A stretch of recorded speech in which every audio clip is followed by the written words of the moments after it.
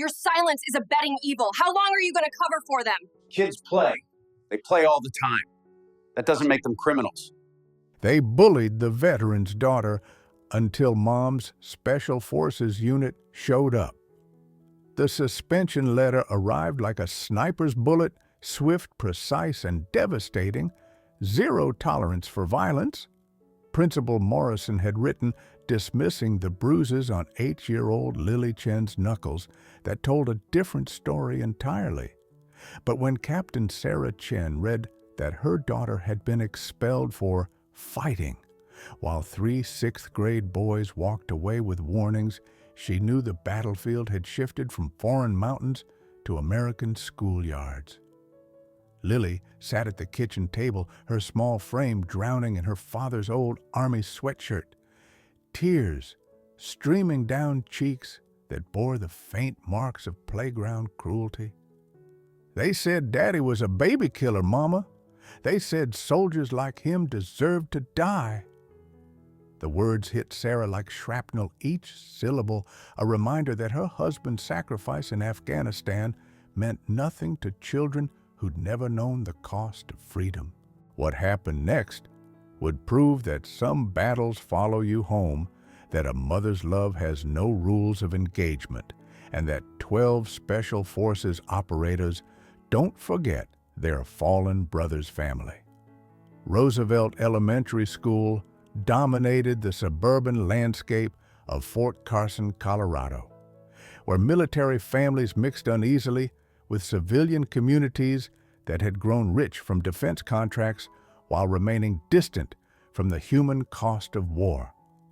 In 2024, the school district served both military children who understood sacrifice and civilian kids whose parents saw uniformed service members as either heroes to be pitied or killers to be feared, never as ordinary people trying to raise families. The institution's zero-tolerance policy was designed to address the post-COVID surge in student aggression, but its implementation revealed deep bias against military families. Children of deployed soldiers were more likely to be suspended for aggressive behavior, while civilian students received counseling for the same actions. The policy's language about violence made no distinction between starting fights and finishing them, between bullying and defending oneself, between predators and their prey. Captain Sarah Chen had spent 15 years in Special Forces, rising through ranks that rarely welcomed women into their brotherhood. Her expertise in psychological operations and unconventional warfare had made her invaluable in Afghanistan, where she'd led teams that won hearts and minds through precision and compassion rather than brute force. But her greatest battle had been personal, raising Lily alone after her husband, Master Sergeant David Chen, was killed by an IED while escorting a medical convoy near Kandahar.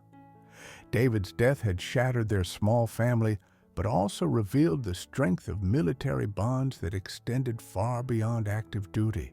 His Special Forces unit, Alpha Team, 3rd Battalion, 5th Special Forces Group, had become Lily's unofficial uncle's men who'd sworn an oath to their fallen brother that his daughter would never lack for protection or support. Captain Rodriguez, Sergeant Major Washington, and the 10 other operators who'd served with David maintained contact through birthday school events, and the quiet understanding that some promises transcended death.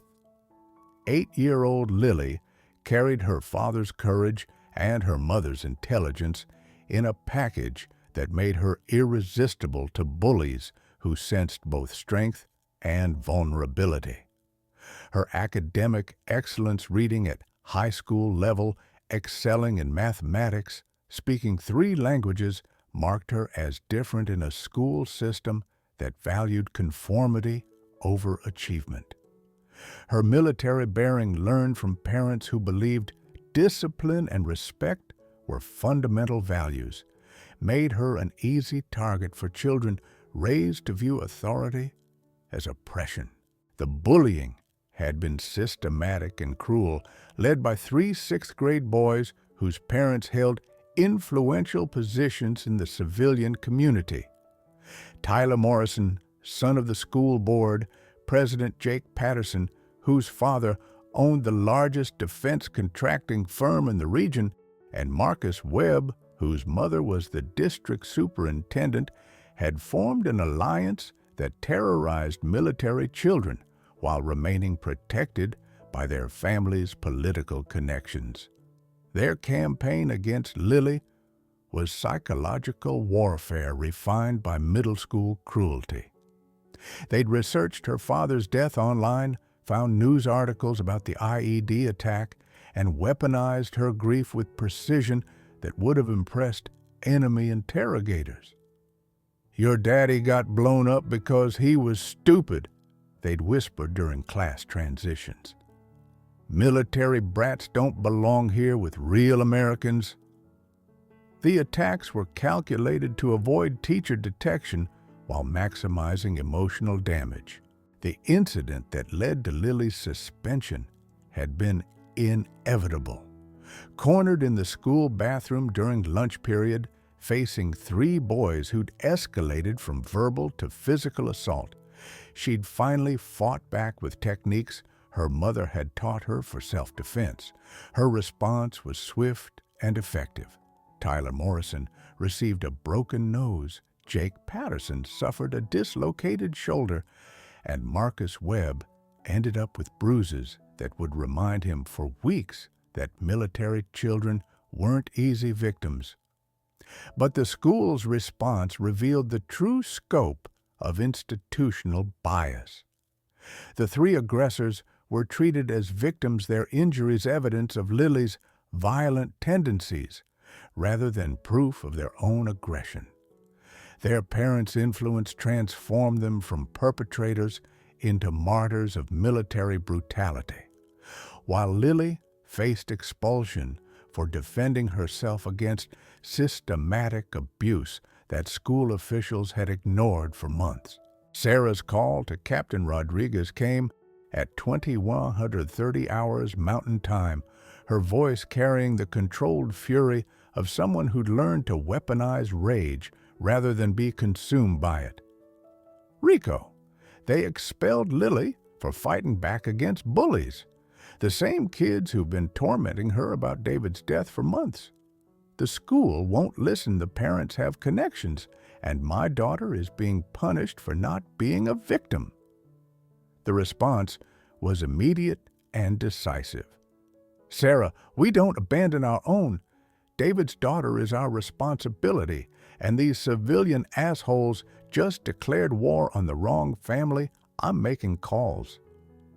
Within 2 hours, Rodriguez had activated the network that connected David's former unit across multiple time zones and duty stations. Sergeant Major Washington was at Fort Bragg training new Special Forces candidates. Staff Sergeant Kumar was in Germany coordinating NATO exercises. Master Sergeant Torres was at Fort Campbell with the 160th SOAR. Each received the same message: David's little girl needed her uncles, and Alpha Team was being recalled for the most important mission of their careers. The coordination was flawless, utilizing skills developed through years of unconventional warfare in environments where failure meant death. Operations: Sergeant Chen, no relation to Sarah, managed logistics from Fort Carson, arranging leave schedules and travel authorizations. Intelligence Sergeant Brooks began researching the school district's leadership, mapping connections and vulnerabilities with the same precision he'd once used to identify enemy networks in Afghanistan. Sarah's strategic planning drew on 15 years of psychological operations experience.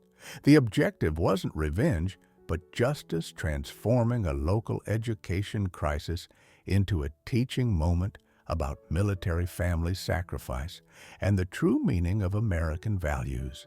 The target wasn't the children who'd bullied Lily, but the adults who'd enabled and protected them while punishing their victim.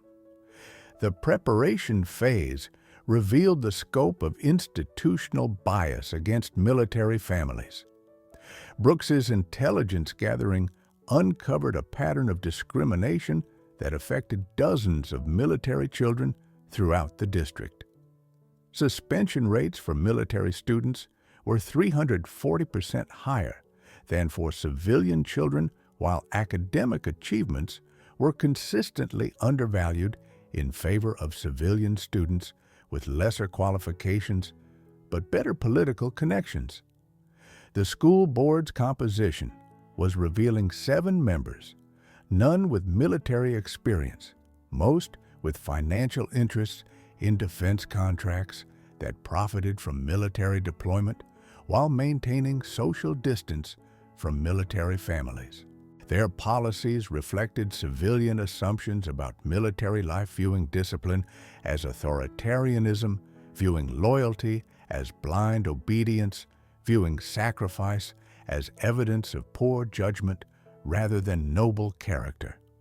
Rodriguez's coordination with base command was delicate but essential. The mission couldn't appear to be military retaliation against civilian authority, but rather the legitimate advocacy of American citizens who happened to be trained in unconventional warfare. The distinction was crucial for maintaining operational security while achieving tactical objectives. The timeline was compressed but achievable. Lily's disciplinary hearing was scheduled for the following Friday, giving Alpha Team 6 days to coordinate travel plan, intervention strategies, and prepare materials that would transform the narrative from violent military child to heroic girl defending herself against systematic abuse. Sarah's transformation during this period was remarkable. The grieving widow who'd struggled to navigate civilian bureaucracy alone discovered that she'd never actually been alone. Her husband's brothers were ready to deploy for her daughter with the same intensity they'd once brought to foreign battlefields. The isolation that had defined her widowhood was replaced by the comfort of knowing that military families never faced their battles alone. Lily's recovery was equally important. Learning that her father's unit considered her worth defending, that 12 Special Forces operators were willing to take leave and travel across the country to support her, gave the 8-year-old a sense of belonging that school counselors had failed to provide. Her father's death had taken away her protector, but it had also given her an extended family of warriors who understood that some promises transcended death. The stage was set for a confrontation that would test whether military values, honor, duty, loyalty, and selfless service could triumph over civilian politics, institutional bias, and the comfortable assumptions of people who'd never served anything greater than themselves. The school district's response to Sarah's initial appeals revealed the depth of institutional arrogance masquerading as educational policy. Superintendent Patricia Webb, mother of one of Lily's tormentors, dismissed Sarah's concerns with bureaucratic coldness that barely concealed personal bias. Captain Chen, military families must understand that civilian schools operate under different standards than military installations. Your daughter's violent response to normal childhood conflict demonstrates the kind of behavioral problems we see in military children who lack proper emotional regulation. The characterization of systematic bullying as normal childhood conflict, while labeling Lily's self-defense as evidence of military pathology, revealed everything wrong with the district's approach to military families.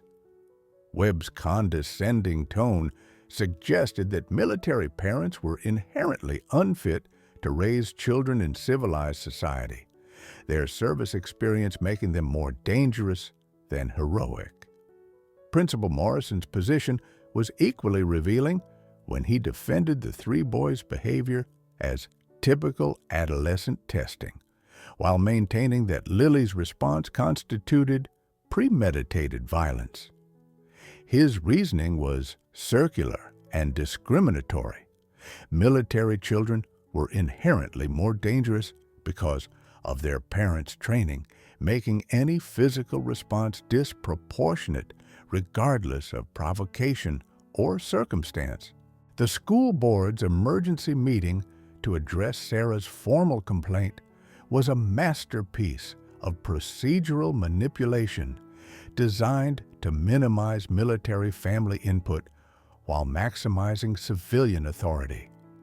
The hearing was scheduled during duty hours when most military parents couldn't attend in a venue with limited seating that was mysteriously filled with district employees and supporters of the three boys' families. Sarah's testimony was interrupted repeatedly by board members who questioned her motives, her emotional stability, and her qualifications to assess her own daughter's behavior. Board President Jennifer Morrison, the principal's wife, suggested that military parents were inherently biased because their warrior mentality prevented them from recognizing their children's behavioral problems. The escalation accelerated when Alpha Team members began arriving in Colorado Springs, their presence in the community creating ripples of curiosity and concern among district officials who weren't accustomed to sustained attention from highly trained military personnel. Rodriguez's coordination with local media outlets, drawing on relationships developed through years of community outreach, ensured that Lily's story reached audiences beyond the insular school district. The narrative warfare was sophisticated and effective. Sergeant Major Washington's background in information operations proved invaluable in reframing the story from violent military child to heroic girl defending herself against systematic bullying enabled by institutional bias. His media training helped Sarah present her case with the precision and clarity that civilian audiences needed to understand the true scope of the injustice. The community's response was polarized, but ultimately favorable to military families. Civilian parents who'd previously viewed military children with suspicion began recognizing the systematic nature of the discrimination, while veterans throughout the region rallied behind Lily's cause with donations, testimonials, and political pressure that school board members couldn't ignore. The opposition's tactics became increasingly desperate as public opinion shifted against the district's handling of the situation. Webb's attempt to portray Alpha Team's arrival as military intimidation of civilian authorities backfired when local media revealed that the operators were using personal leave time and private resources to support a fallen comrade's family, hardly evidence of institutional overreach. The legal implications became serious when civil rights attorneys specializing in military family discrimination offered their services pro bono, recognizing Lily's case as an opportunity to establish precedents protecting military children from institutional bias. The threat of federal litigation added pressure on school board members who'd assumed their local authority was immune from external oversight. The psychological impact on all parties was intense and revealing. Lily's confidence returned as she watched her father's brothers mobilize with the same dedication they'd once shown in combat, proving that her family's sacrifice had meaning and value that transcended civilian indifference. Her understanding of her father's service deepened as she observed the loyalty and commitment that bound his unit together across time and distance. Sarah's transformation was equally profound. The isolated widow who'd felt powerless against institutional bureaucracy discovered that military values, loyalty, duty, honor, selfless service created networks of support that civilian institutions couldn't match. Her grief over David's death was transformed from private suffering into righteous anger that demanded justice for their daughter. The three boys who'd bullied Lily began experiencing consequences that their parents' influence couldn't prevent. Peer pressure from other students who'd learned about their behavior, combined with media attention that exposed their cruelty, created social isolation that taught them lessons their families had failed to provide.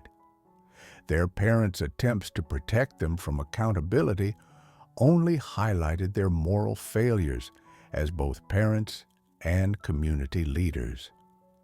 The institutional crisis deepened as other military families came forward with similar stories of discrimination and abuse. The pattern was clear and undeniable. The school district had systematically favored civilian students over military children, protected bullies with political connections while punishing victims without influence, and created an environment where military sacrifice was viewed as evidence of family dysfunction rather than national service. The momentum was building toward a confrontation that would test whether American institutions would honor military families or continue treating them as second-class citizens whose service earned suspicion rather than respect. The stage was set for Alpha Team to remind civilian authorities that some promises are sacred and some battles are worth fighting regardless of the odds. The crisis exploded when Principal Morrison, emboldened by the school board's support, called Child Protective Services to investigate Sarah's fitness as a military parent, claiming that her special forces training made her inherently dangerous to Lily's emotional development. The CPS investigation was triggered by fabricated concerns about military indoctrination and exposure to violent ideologies that portrayed Sarah's service not as heroic sacrifice, but as evidence of psychological instability. The timing was surgical. CPS arrived at Sarah's home while Alpha Team members were visiting. Their presence used as evidence of the militaristic environment that supposedly endangered Lily's welfare. The social worker, briefed by school officials who'd presented military families as inherently dysfunctional, documented concerning signs of military culture, including Lily's respectful behavior, her knowledge of military history, and her pride in her father's service. The accusation that military values were harmful to child development struck at the heart of everything Sarah believed about service sacrifice and raising children with honor. The investigation threatened not just Lily's custody, but the fundamental premise that military families deserved respect rather than suspicion from the institutions they'd sworn to protect. Lily's breakdown was complete and heartbreaking. The 8-year-old who'd endured months of bullying with stoic courage crumbled when she realized that the adults she'd trusted to protect her were now portraying her mother as dangerous. "Mama, are you going to get arrested like the bad people? Are they going to take me away because Daddy was a soldier?" The question shattered Sarah's remaining composure, triggering combat stress responses that she'd managed successfully for years. The irony was crushing. The woman who'd risked her life to protect American children was being investigated for endangering her own daughter because of the same military training that had made her heroic in foreign conflicts. Alpha Team's presence intended as support for their fallen brother's family was being weaponized against them by civilians who viewed military solidarity as evidence of dangerous extremism. Rodriguez's attempt to provide testimony about Sarah's character was dismissed by CPS as military bias, while the team's decorations and combat experience were portrayed as evidence of their unfitness to be around children. The darkest moment came when Lily was temporarily removed from Sarah's custody, pending the investigation's outcome. The sight of her daughter being led away by social workers while school officials watched with satisfaction was more devastating than any enemy fire Sarah had faced in Afghanistan.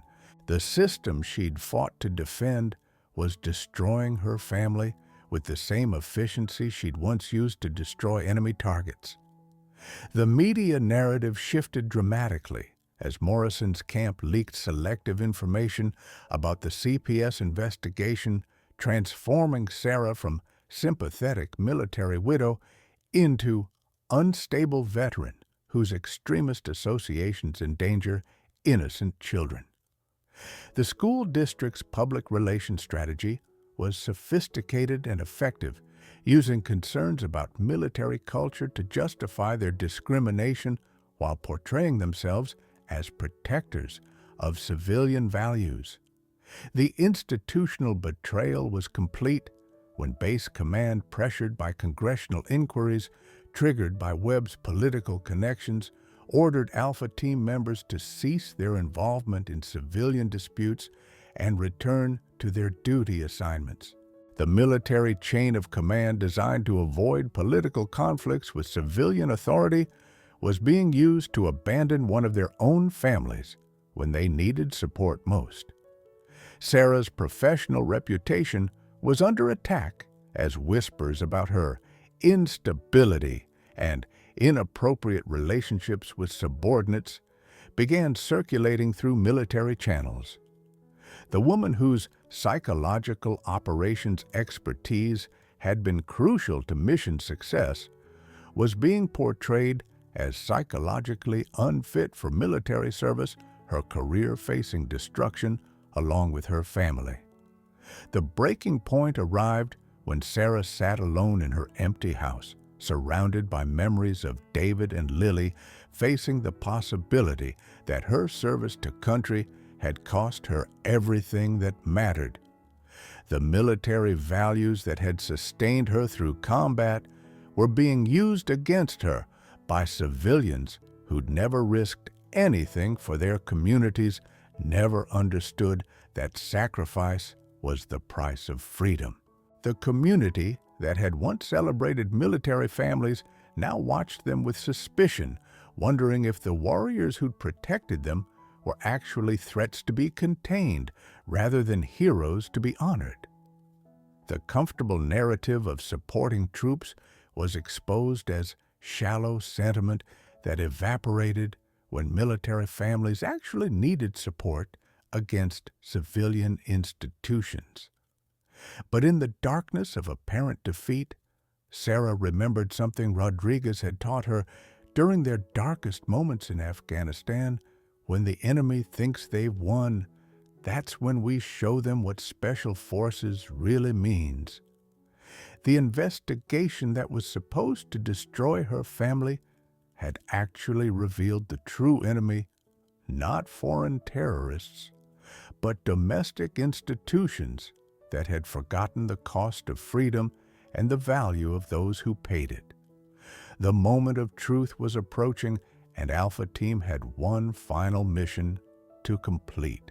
The transformation began when Sergeant Major Washington, defying direct orders to disengage, called an emergency press conference that would redefine the entire narrative. Standing in dress blues outside the courthouse, where Lily's custody hearing was scheduled, his 30 years of military service lending weight to every word, he delivered a statement that cut through institutional propaganda with surgical precision. Ladies and gentlemen, I'm Sergeant Major James Washington, United States Army Special Forces. 6 years ago, Master Sergeant David Chen saved my life and the lives of 11 other soldiers when he threw himself on a grenade in Afghanistan. He died so we could come home to our families. Today, civilian institutions are destroying his family because they view military service as evidence of unfitness rather than heroism. The visual impact was overwhelming. A highly decorated African-American NCO whose ribbon rack told the story of 3 decades defending American freedom, speaking with quiet authority about institutional betrayal of military families. His presence commanded respect that school board members and CPS officials couldn't dismiss or explain away. Rodriguez's coordination with national media had been meticulous, ensuring that Washington's statement reached audiences far beyond Colorado Springs. Military Times, CNN, Fox News, and social media platforms carried the story within hours, transforming a local custody dispute into a national referendum on American values and the treatment of military families. The breakthrough came when Captain Torres, recently returned from a classified mission in Syria, testified before the emergency school board meeting that Sarah's psychological operations expertise had been crucial in saving civilian lives during counterterrorism operations. Sarah Chen's training didn't make her dangerous to children, it made her an expert in protecting them. Her skills in reading human behavior, understanding psychological manipulation, and identifying threats are exactly what parents need in raising children safely. The testimony was supported by declassified mission reports that documented Sarah's role in operations that had rescued over 200 civilians from ISIS captivity. Her psychological assessments, having prevented numerous casualties among both military personnel and innocent bystanders. The evidence that her military training had been used to save lives rather than endanger them demolished the CPS narrative completely. The decisive moment came when Lily herself, coached by Alpha team members who understood that 8-year-olds could be the most effective advocates for their own welfare, addressed the custody hearing with remarkable poise. "Your Honor, my mama taught me that soldiers protect people who can't protect themselves. She protected kids in Afghanistan, and she's protecting me here. The mean boys at school said my daddy deserved to die, but my mama's friends came to help us because real soldiers never abandon their families." Her testimony was devastating to the school district's position because it came from the supposed victim of military indoctrination, whose articulate defense of her mother's character and clear understanding of military values proved that military families produced exceptional children rather than damaged ones. The contrast between her dignity and the cruel behavior of her civilian tormentors was impossible to ignore. The school board's resistance collapsed when Kumar presented evidence that Tyler Morrison, Jake Patterson, and Marcus Webb had been involved in systematic cyberbullying of military children throughout the district, using social media accounts to share pictures of military funerals with mocking comments and death threats directed at Gold Star families. The revelation that the victims of Lily's violence were actually orchestrating hate campaigns against bereaved military families destroyed any remaining sympathy for their position. The legal turning point came when federal civil rights attorneys armed with evidence of systematic discrimination against military families filed lawsuits that threatened to bankrupt the school district through damages and legal costs. The pattern of bias was undeniable. Military children were suspended at higher rates, received lower grades for identical work, and were excluded from advanced programs despite superior qualifications. Principal Morrison's position became untenable when staff members began providing testimony about his private comments regarding military families, including his description of military children as damaged goods, and his belief that deployed parents were essentially abandoning their children for career advancement. His recorded statements provided legal evidence of discriminatory intent that made the district's liability enormous. The community's transformation was swift and decisive once the true scope of anti-military bias was revealed. Civilian parents, who'd remained silent during Lily's ordeal, began speaking out about their own observations of institutional discrimination, while local businesses that employed military families threatened to boycott district contractors unless policies changed immediately. The resolution was comprehensive and immediate. CPS closed their investigation with formal apologies, acknowledging that military culture was a strength rather than a risk factor in child development. Lily was returned to Sarah's custody with court orders preventing future investigations based solely on military service. The school board voted unanimously to reverse Lily's expulsion, provide formal apologies, and implement comprehensive anti-discrimination policies. Superintendent Webb's resignation was announced within 48 hours, followed by Principal Morrison and 3 board members whose connections to the bullying incident had been exposed. The new leadership implemented military family liaison programs, cultural competency training, and zero-tolerance policies for anti-military harassment that protected military children rather than their tormentors. The 3 boys who'd bullied Lily faced consequences that their parents' influence couldn't prevent. Their cyberbullying activities resulted in juvenile court proceedings, while their parents faced civil lawsuits from military families they targeted. The social isolation they experienced when their behavior was exposed publicly taught them lessons about accountability that their privileged upbringing had failed to provide. Sarah's vindication was complete when the Army offered her a promotion and assignment to the Pentagon, recognizing her advocacy for military families as additional evidence of her leadership capabilities. Her civilian critics had been silenced by overwhelming evidence of her competence, character, and contributions to both military and civilian communities.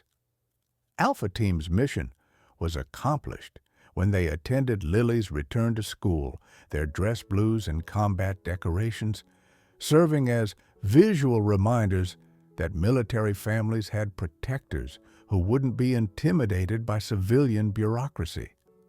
The hallways that had once echoed with anti-military slurs now displayed tributes to local military families, while teachers who'd previously viewed military children with suspicion began recognizing their unique strengths and experiences. The ceremony celebrating military families at Roosevelt Elementary was attended by over 500 people, including the general commanding Fort Carson, the mayor of Colorado Springs, and dozens of military families who'd found their voices through Lily's courage. The 8-year-old who'd been expelled for defending herself was recognized as a hero, whose bravery had transformed an entire school district. Lily's reflection on the victory was characteristically mature. "I learned that bullies only win when good people don't stand up to them. My daddy's friends taught me that family isn't just about blood, it's about people who'll fight for you when you can't fight for yourself." The Alpha Team's final report was classified, but its conclusion was clear: The mission to protect David Chen's daughter had been accomplished through the same principles that had guided them in combat loyalty to fallen comrades, protection of innocence, and the unwavering belief that some battles must be fought regardless of personal cost. 7. Impact and legacy. 500 words, the Chen Doctrine transformed military family protection policies throughout the American educational system. Lily's case established legal precedents that protected military children from institutional discrimination, while requiring schools receiving federal funding to implement military cultural competency training.